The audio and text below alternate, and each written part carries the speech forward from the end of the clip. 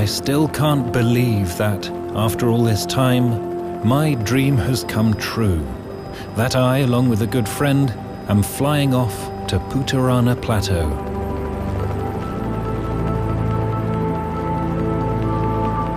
Ever since I was a child, I have dreamt of visiting this magical land and coming upon those mysterious animals people call bloodthirsty killers.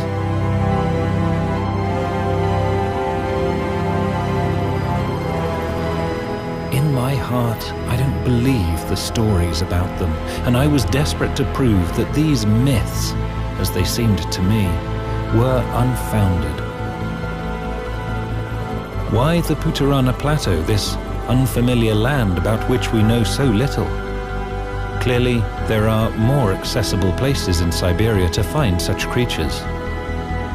However, it is only here, on Putarana, that they are so unacquainted with man and his cunning nature. This proved the crucial factor in choosing the right place. Will we get lucky and manage, in the chaos of the mountains and the incredible architecture of the valleys and rocks, to find these dangerous beasts and to befriend them? We have no idea at the moment.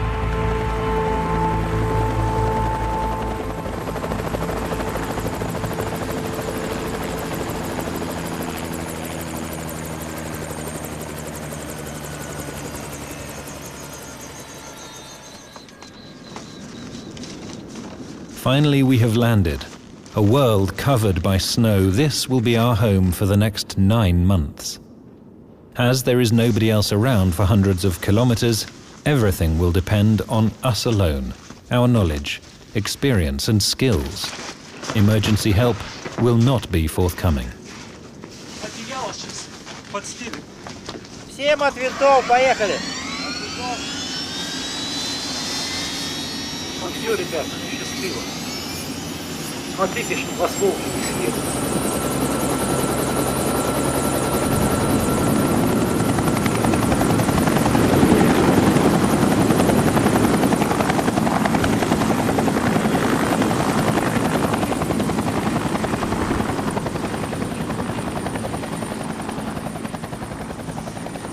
This is it. Now we are alone. Can it be true that I'm about to live out my old dream? Or perhaps this is really a dream from which I will soon awaken.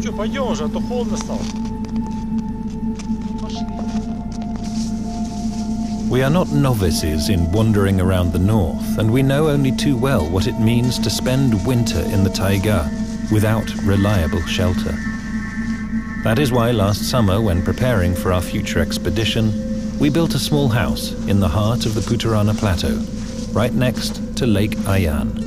Most importantly, the house has to be in a good condition. The freezing cold here is nothing to joke about. Новая защита сработала наша.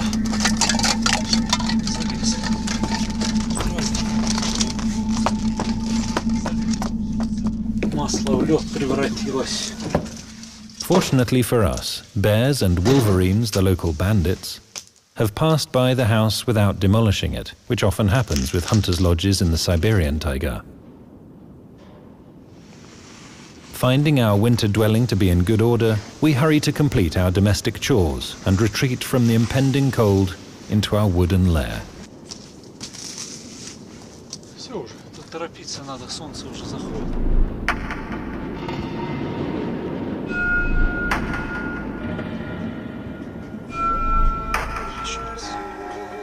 Ну, с прибытием.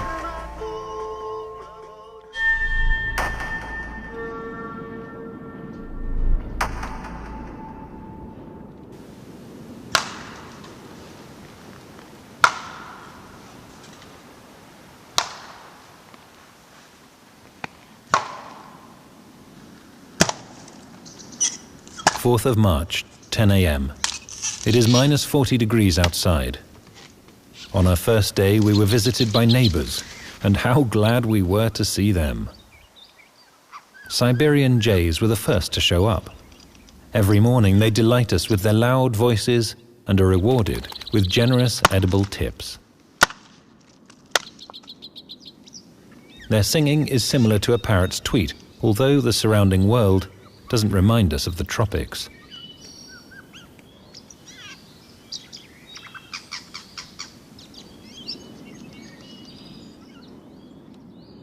And here is our second neighbour.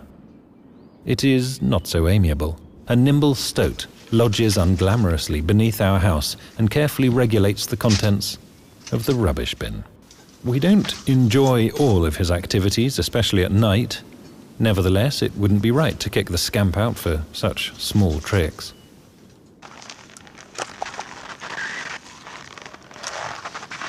We spent 2 days organising our household. All the domestic chores are finished, and now we're ready to explore the surrounding environment, to learn more about what lives here, and to find out if there are indeed any wolves at all. Perhaps we've settled here for nothing.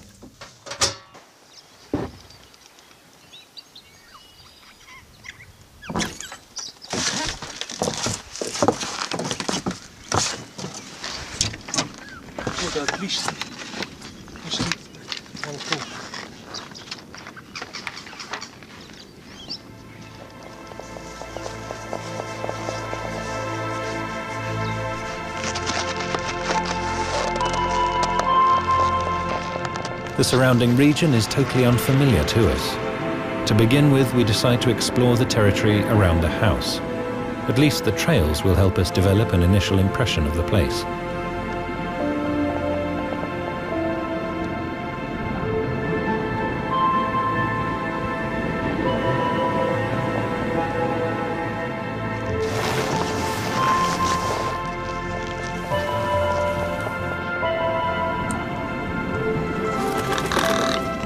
As we set off, the fluffy snow becomes our trusted ally.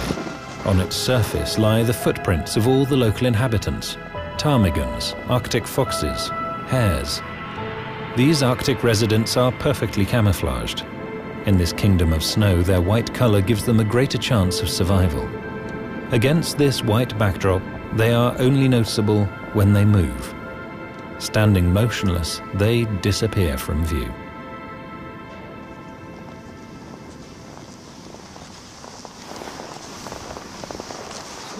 Это же следы волка. Совсем недавно прошел. В сторону озера пошел. Наверное, след матерого волка. Такой тяжелые лапы тащит за собой. А вот еще один след от нас недалеко. Где? The wolf's footprints are fresh and are located not far from the house. This means we didn't make a mistake in choosing this place as our base. There are wolves here, and now we have to find them without becoming their prey. Тут один сидел, там второй.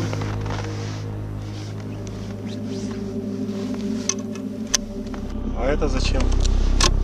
Так, на всякий случай.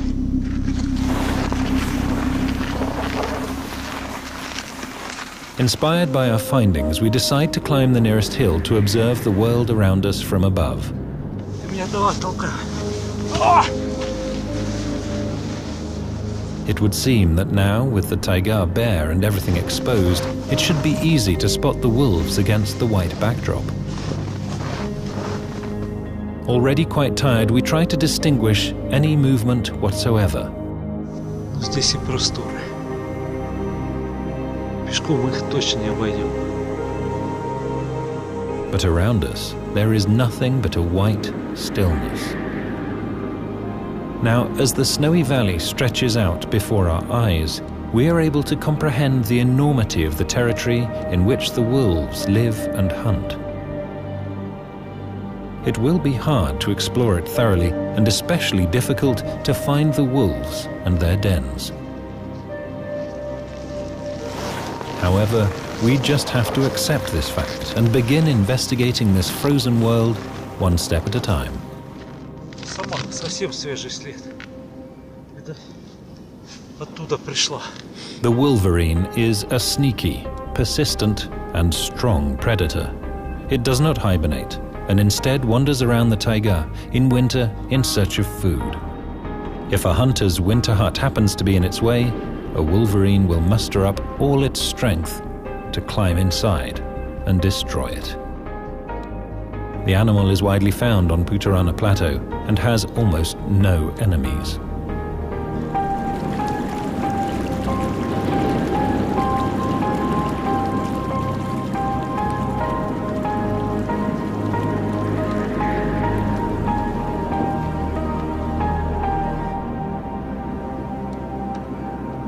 "20th of March.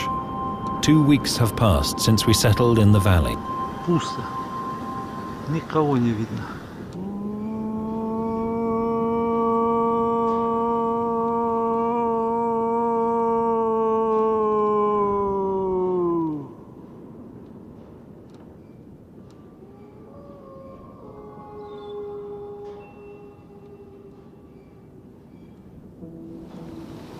Ты слышал, Олег? Это же был волчий вой.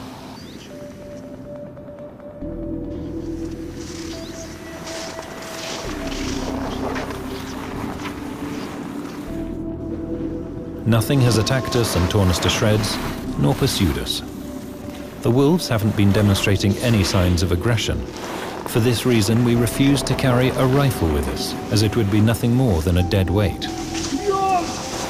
Meanwhile, we've seen many wolf footprints and territorial marks, and several times we've heard their discordant howls.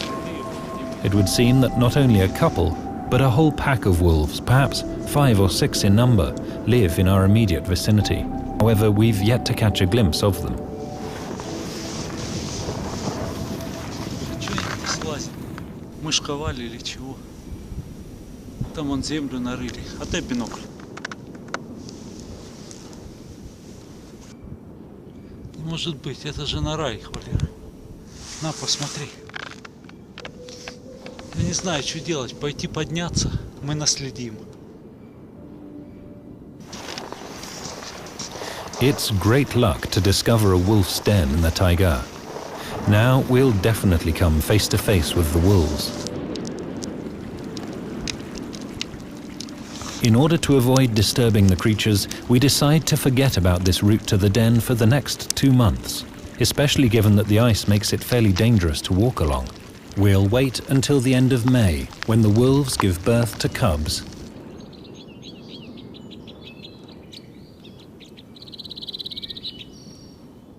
It's now April, and the reindeer migration season is fast approaching. We're preparing ourselves to meet them, and there's no better place to watch the reindeer than the northernmost tip of Lake Ayan. Here the lake turns into a bottleneck, forming a narrow thoroughfare along which the reindeer will no doubt travel.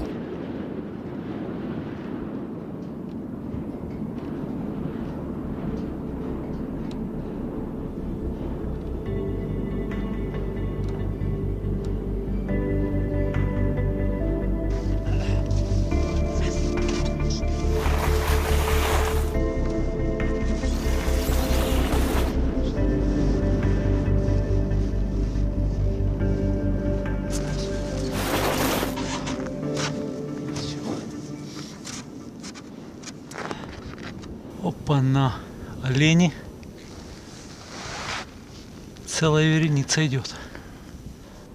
In early April, a primordial instinct leads reindeer to leave their winter pasture lands in Evenkia and start traveling northwards.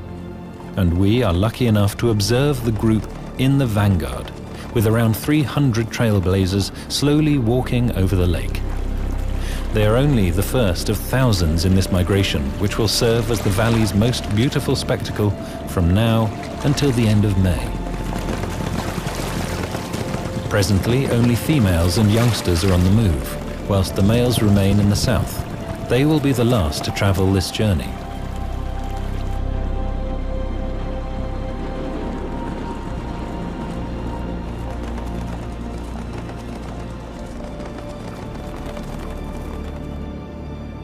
As the reindeer arrive in the valley, migratory wolves also appear.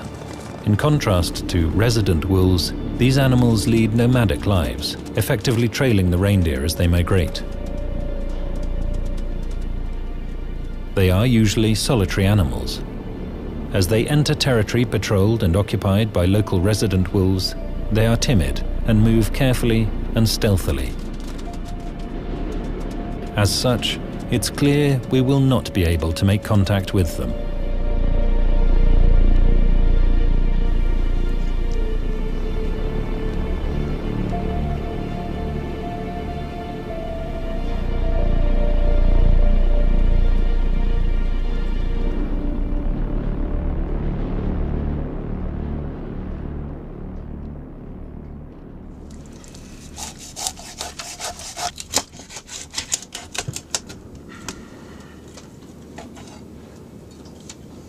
Валера, волки пришли.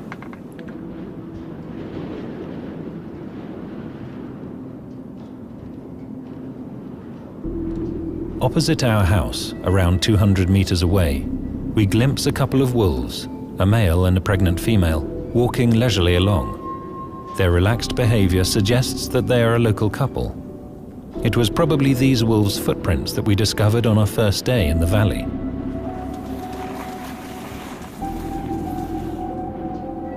The wolves sniffed around, marked their territory, searched for mice and occasionally looked our way. It was a demonstration of their evident fearlessness and our first face-to-face meeting with them. Is this possibly the first step towards a future friendship? We were full of hope.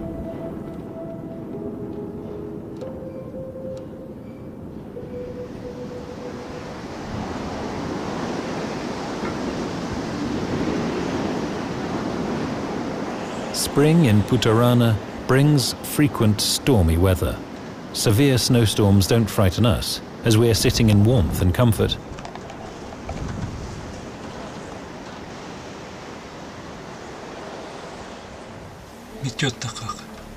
However, they pose a huge challenge to wild animals, sometimes even resulting in death.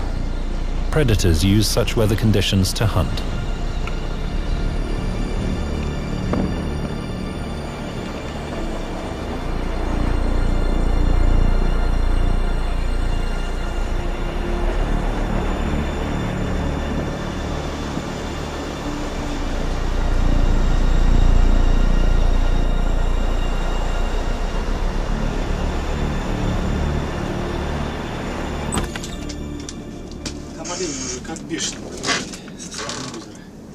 Может, там волки охотились? Надо сходить посмотреть.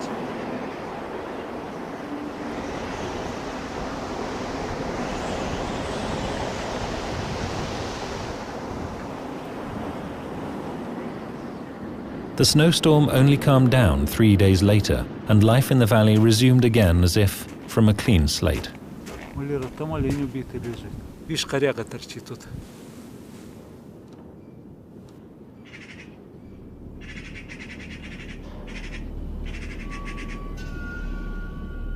In the valley's narrowest region lie the remains of a savaged reindeer. We don't approach it. Instead, we construct a primitive hiding place and start observing in the hope that the hunter will return to finish off his feast.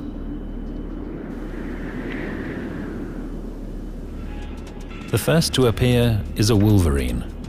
Acting somewhat strangely, it approaches the reindeer extremely cautiously, dodging, glancing around, clearly frightened.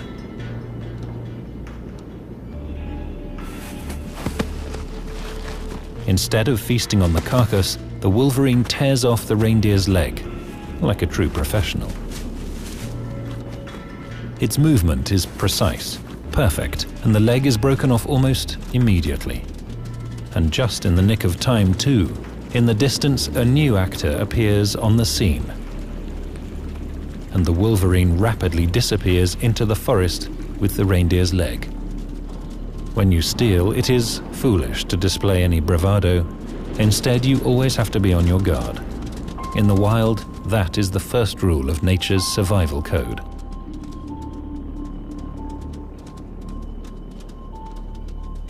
A wolf approaches the place of the reindeer's demise, cautiously, sniffing about and glancing from side to side. For some reason, the wolf does not approach the carcass, merely taking a piece of the reindeer's hide before retreating back into the forest. It's possible it caught a whiff of a strange smell and, wishing to avoid any conflict, decided to continue along his way. It seems to be a migratory wolf, and the wolverine is therefore incredibly fortunate. This means its feast will continue for several days.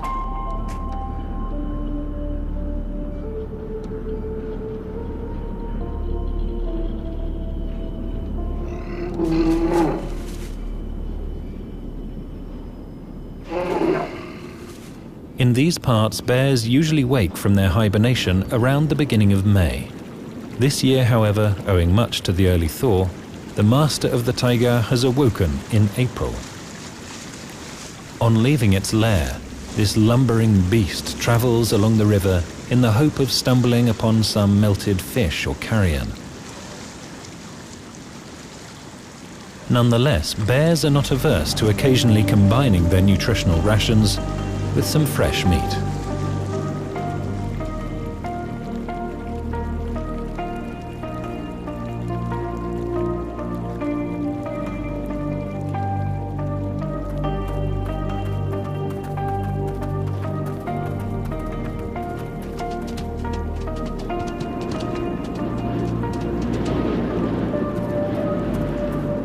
But in order to catch a reindeer, the bear has to first become a sprinter, and the young are inexperienced in this. Oh well, not a big issue. Things will become warmer after the winter hibernation.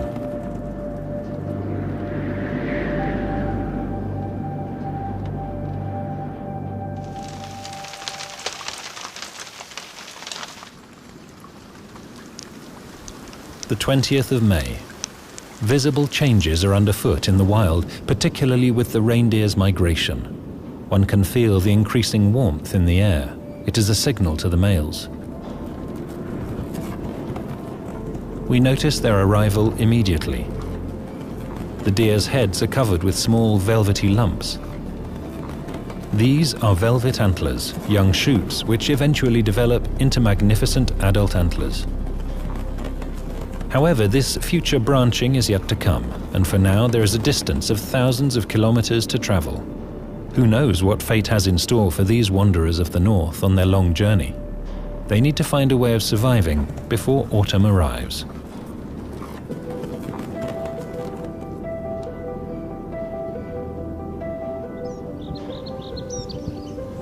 It is the end of May. Spring quickly wipes the white snow of winter from the mountain slopes. It has been over 2 months since we first attempted to establish contact with the local wolves. Since then, we have discovered where their den is located. We have also come across some migratory wolves.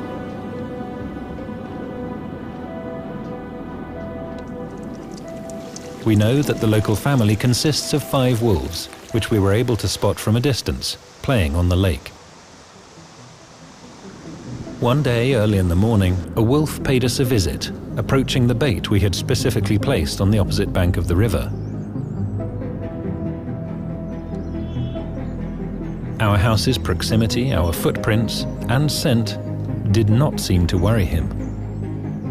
The wolf quietly ate, hid a few morsels of food, marked its territory, and headed back towards the den. It was almost certainly our old friend, the wolf we saw together with the female a month ago. But this time he was alone. Where was his mate? In all likelihood, this wolf couple has already had cubs and are now tied to this one region. As such, it's time for us to return to their den. The most exciting and long-awaited day of our expedition has arrived. How will the wolves react to our appearance? Will they attack us? No doubt they will protect their young, and then we'll be in trouble. Despite knowing the possible dangers ahead, we nevertheless refuse to carry a rifle with us, choosing instead to take only some sala and flares. If we get into trouble, we can climb a tree and simply wait out the danger.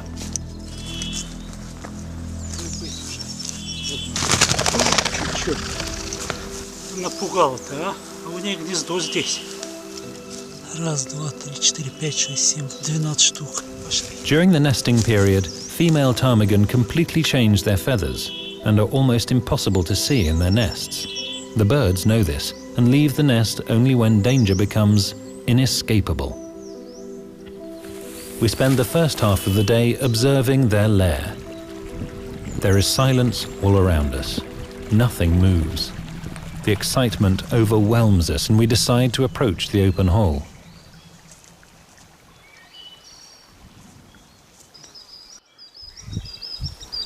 Пусто, никого. Дай-ка мне фонарь.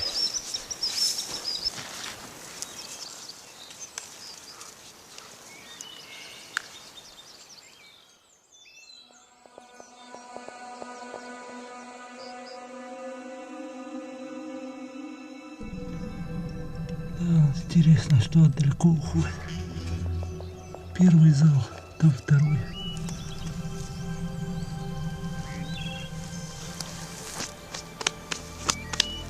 Now that the den appears empty, the link connecting us closer to the wolf family has been broken.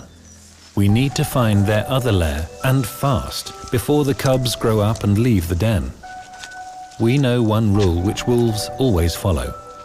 They always build their homes near water.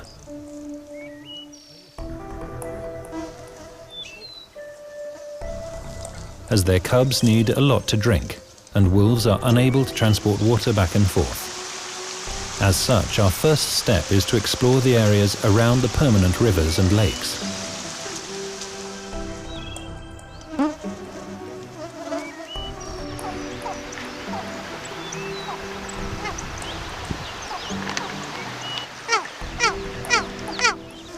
We have begun a new search in the territory around the located den. This is genuine wolf country. We find one old one and 3 perfectly suitable wolf dwellings. However, they are all empty. Чего там? Это совсем старое. Здесь вода стоит. Пошли тогда.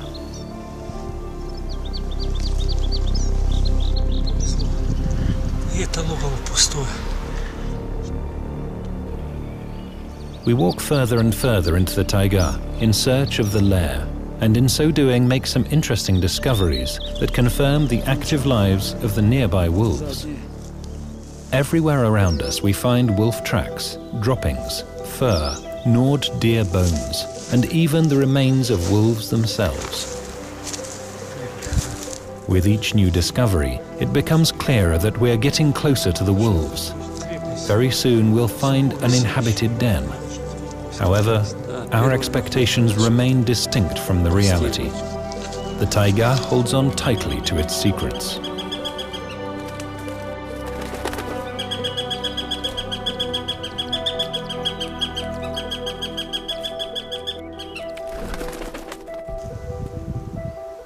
Классный череп. Росомаха, наверное. Зубы еще хорошие. И своей смертью померла-то.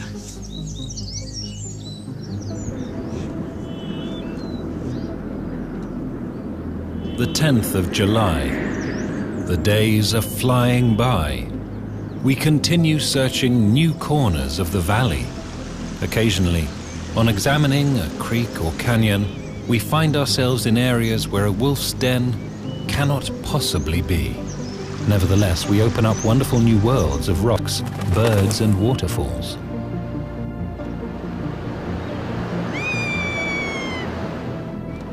Rare and endangered birds nest here. The gear falcon is one, a breed whose nests are extremely difficult for ornithologists to track down. They build these nests in the bays of steep cliffs, using them for many years and abandoning them only when they begin to become uncomfortable.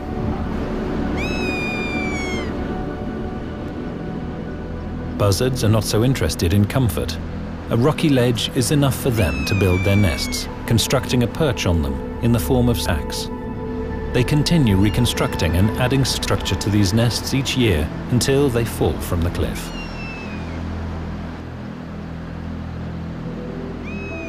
Buzzards and gear falcons usually position their nests on the southern side of the canyon.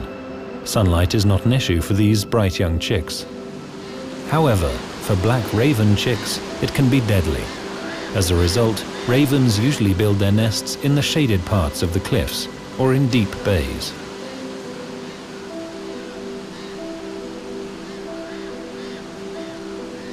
Of course, these birds fascinated us, but their airborne lives were firmly hidden from view by the steep mountain cliffs. Therefore, we spent much of our trek absorbed by the life around the waterways. Every river and mountain stream here has its own waterfall, each with its own unique beauty, height, and strength.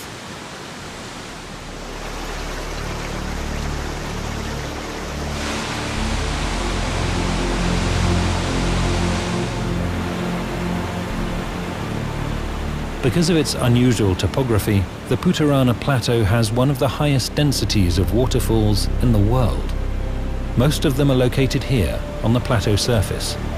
In the spring and summer, after heavy rain, their number increases 100 times over. These waterfalls are so fascinating that it is impossible to turn one's glance away from their running waters. Every day adds its own unique touch to their appearance. Like flowers in the spring, they come to life, grow rapidly, bloom around early summer, before fading in the autumn while still enchanting with their evolving beauty. One can enjoy them all year round. Today, most of the Putarana Plateau is protected by the Putaransky Nature Reserve, which is included in the list of UNESCO World Natural Heritage Sites. This is one of the largest reserves in the country, with an area of around 20,000 square kilometers.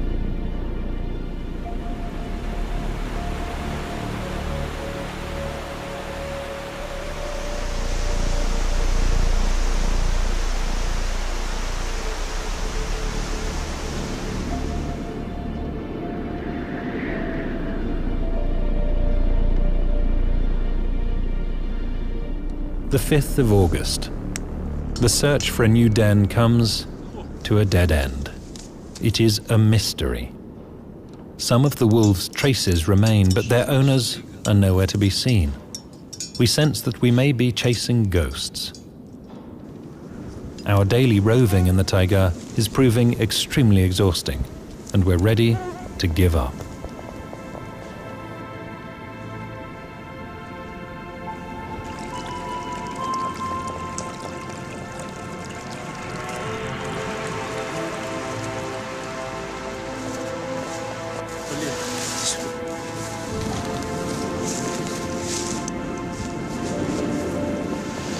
Залезть сюда в воду, вылез, тут вытруситься.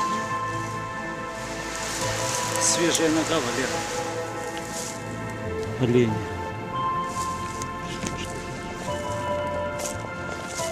These well-trodden paths lead away from the stream and up the slope, scattered with cub droppings. They deliver us to the ruin of some large rocks. Шерсть. Шерсть их, Валера. Вот их тропа. Вот сюда они ходят, смотри. Surrounding these stones is more fresh droppings, fur and bony remains. Everything suggests the cubs have enjoyed a good long stay here.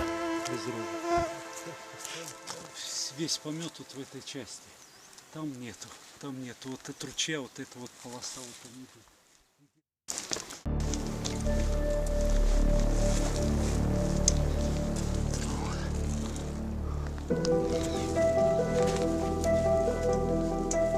Да, смотри, сюда залазили, да, смотри, шерсть. Висит шерсть. Thoroughly exploring the area, we find nothing resembling an entrance to a den. It is likely the wolves left this place just days ago. We have arrived too late.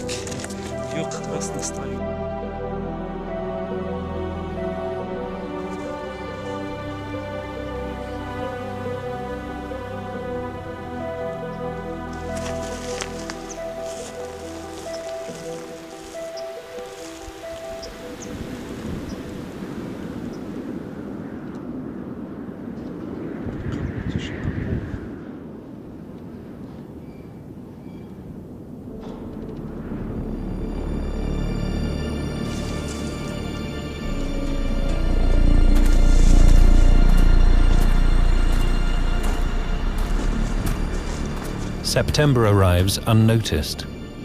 Winter will soon dawn on the region, and along with it the reindeer will return and the wolves will be set into motion.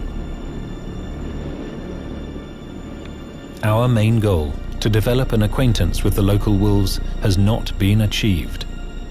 We still hope that, when the reindeer return, we will get lucky.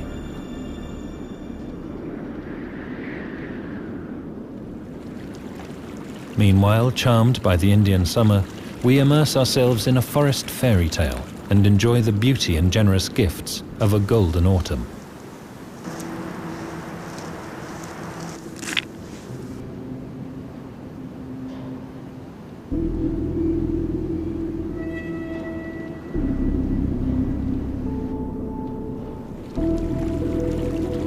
Early October, and snow engulfs the Ayan Valley. Ptarmigan, hares and Arctic foxes are now dressed in winter coats and blend into the landscape. Only their trails betray their presence. Nature has deprived the sable of a white coat, and we spot one in the distance, hunting by the river.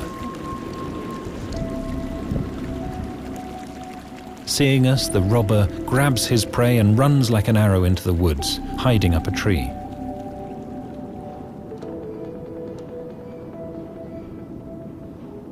The Putarana is the northernmost limit of the sable's territory. As such, not many of these cute little animals dwell here.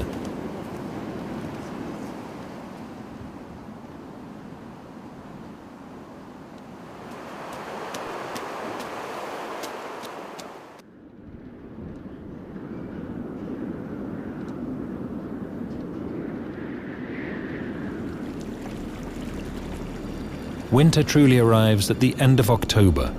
We are considerably tired of being alone.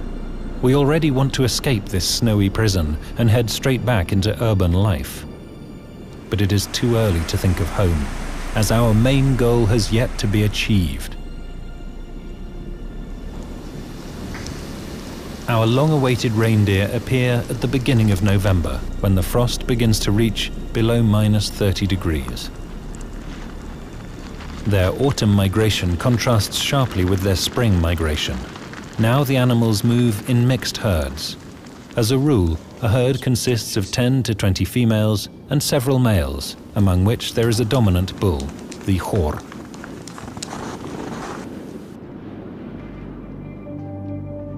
Wearing the largest antlers and with a long silver beard hanging from his neck, the hor constantly keeps watch over his herd and defends the females from any attempted attacks.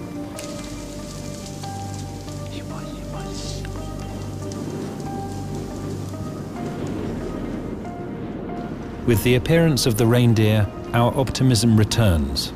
It should be that the local wolves are stirred into action, following them close behind.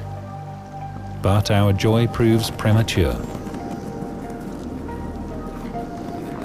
Already on the third day, the migration diminishes sharply in size, with the reindeer ceasing to move at all soon after this. We no longer expect the wolves to appear, and so call an end to our expedition.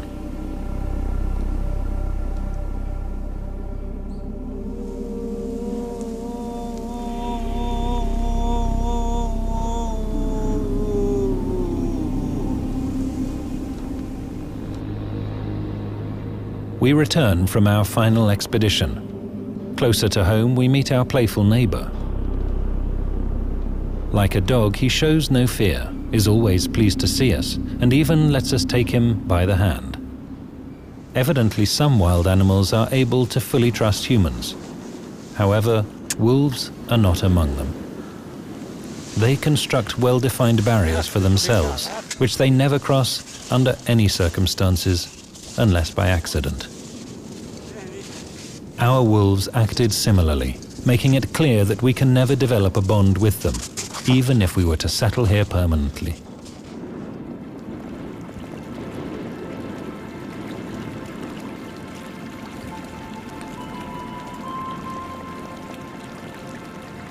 The November days shorten very quickly, and the cold intensifies just as rapidly.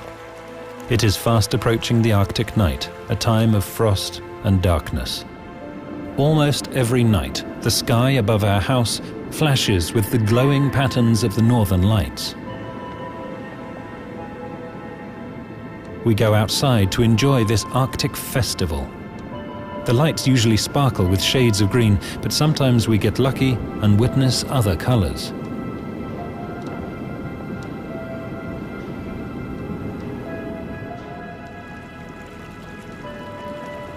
Today is the 19th of November. We leave tomorrow. As a farewell visit, we head to Lake Ayan.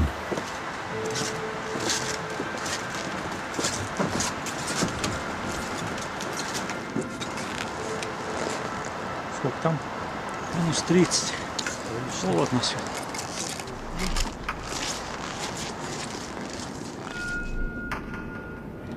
This is the end of our story. My premonitions have proven correct.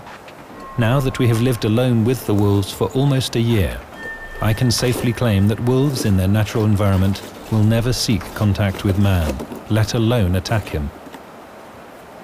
In my mind, the myth of the bloodthirsty murderers has been shattered forever. Frozen in motion, we stop to enjoy the enchanting song of the mountains, and in that instance, we all lose ourselves in contemplation. But somewhere deep in our souls lies the hope that this thrilling, heartfelt howl will always ring out in this mountain region, and that next year the wolf's den, for now empty, will again be filled with the joyful barking of little wolf cubs. But alas, we will not be there to hear it.